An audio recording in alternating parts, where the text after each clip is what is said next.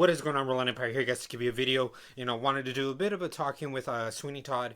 Just felt like popping it, checking it on streaming and on home video and whatnot. And I've heard so many talks about, and it's a bit of both. It's though how great it is and how much of it is just pure musical. The story and all. It's just it's not the greatest. I've seen many versions of this, and it's kind of just felt like checking it out. And it could have been a case where I wanted to review this for the holidays, but you know what? Better late than never, however that saying is. I'll just the reviews now. That's all that freaking matters, guys. And if you guys know what you know about Sweeney Todd, it's Sweeney Todd itself. It's its own kind of character, and that has come to life, I think, in plays and stuff. So it's it's in the consciousness. It definitely is in the consciousness of this character.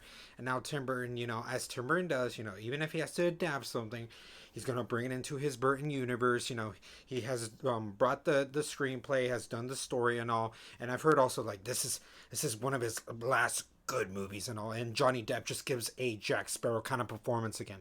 So I'm just like, okay, let me just be the judge. It's always the case of like, let me be the judge of all of this. So then checking it out, and from what I recall, I know it's about Depp's character living the life he has. It's all, you can even tell how shot it is. It's all beautiful. It's all light and bright and all. Until good old Gruber and Snape just like he wants what he wants, makes his life a living heck. He kind of sentenced him, but then so many like times and years has just gone, and then he's adapted a certain doppel now. He's the full on Sweeney Todd that he gonna become for the most of the movie. He comes back. You can see that like Burton had, then this is where he belongs with the dark gloominess, the skin being so whiter than white usual and all, and he just he's trying to come back and settle down, but he knows what has happened. He's not all like right there, and then it just it goes from there, and he does bring it like his little kind of like mentors or protege, I should say, and then there's that little subplot he has, which unexpectedly or ironically, both of their stories then intertwine with him trying to rekindle back with like he hears like his daughters around, and his little protege kind of falls in love for a female that's like unexpectedly it's his daughter. So then those are the stories that kind of just we go out through the whole the film and whatnot. And the movie really is it as musicals go. I can't say I'm the biggest fan of musical. I breathe musicals. I like a good musical here and there. Hello, La La Land. I've been guilty with all of that. So I really wanted to check out Sweeney Todd, see if that could fall in that category. It's not like it's anything's bad. You gotta bring the nuances. When I mean like in the nuances that it's just they're not my cup of tea. It's just everybody has their own cup of tea of what they like for movies. So I wanted to see, and I was like, well, let me see. How can I judge the musicals on this? And the musicals really are good. Like from nonstop, you get they implement them in a way where it's a part of the story, and you could think they're a bit jarring, but I like the way everything was just kind of structured, like the way the style of this film is, and kind of knowing then how the premise is. It, where is the line you draw when it's acceptable that is it jarring, or did it made sense to put musicals in certain ways? It all varies. It all varies for everybody's opinions and all. But I like the way this film structured its music. Maybe I would say throughout the whole process there was too much music. Like I was like, can I get some time to just kind of calm down with the characters?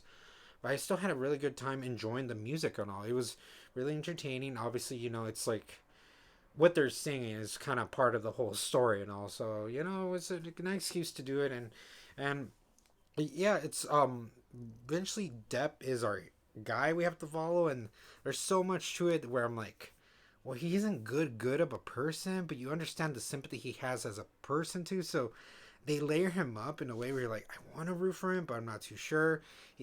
Helen Bonham Carter and Johnny Depp have a nice chemistry as they would. They are Burton's people and all, and they have a good time. Just it's I believed in a very twisted soul that they're meant to be together with the way they have established, like he trying to go back to like his shop, I think, and she's kind of there, and then they just kind of like work with each other to have the shop going. I like that chemistry in that kind of sense. It's a bit romantic, but it's not too romantic, but it's a romantic enough where it's if then like okay, there's it's an undertone line of how the relationship feels.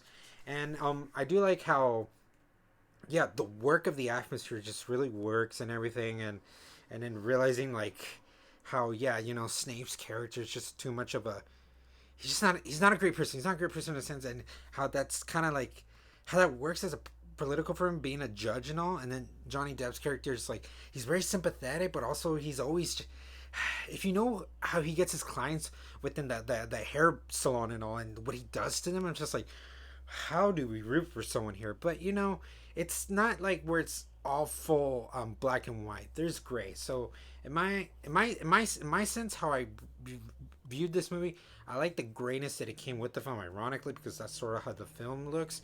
But I like how it really was.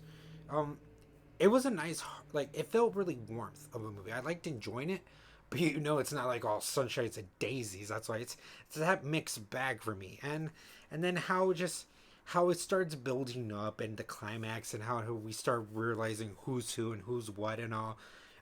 It keeps you really invested. It really keeps you investment, where it's like, that's why, like, at least the pacing and the editing that comes with it, the way everything was shot, it was visual to the eye. It was comfortable, because in the, like, to the eye candy of everything, you know, you can't help to just enjoy it in a certain way. And so, if I have to be like judging this, I understand like why a lot of people really were enjoying this movie. I don't know. It all depends though. If I think, is it really a good movie? One of my favorites. But it was nice to know. It was like, I have to review this movie, at least to understand. I was like, I get the hype now, and I get though why it was a popular hit, and then just kind of just enjoying it now, like realizing nowadays how it still holds up. And I get it, like why it was a really good movie. It was a really good movie in that sense. It's enjoyable movie. I do highly recommend it to just check it out. For a lot of it, it's just kind of like the music and the cinematography set pieces. Like the music and the cinematography set pieces are really nice, kind of like things to like study, just kind of like implement for like your own kind of thing and all. So let me know, guys, what you thought. If you weren't a big fan of this movie, you know, tell me why. If you really think it's one of the best movies, tell me why too as well. These are just my thoughts and opinions, guys. I really had fun with the movie. It was a really entertaining film. And all this in the comments below. And as always, roll an empire, laugh, smile, repeat.